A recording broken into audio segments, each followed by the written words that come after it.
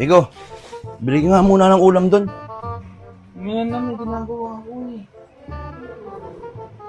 Puro ka mamaya. Pag-utusan, puro mamaya. Mark! Bumili nga muna ulam doon. Ito, nag-live ako dito. Lahat kayo, busy ah. Uy, nag-live ako dito. Ako, ang dami naman.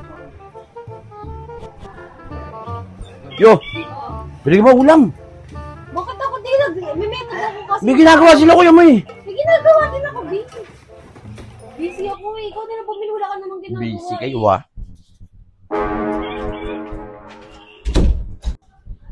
Busy kayo ah. NANI? Tingnan lang natin.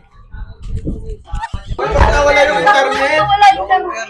Mag-rate ako eh. Ano, saksakan.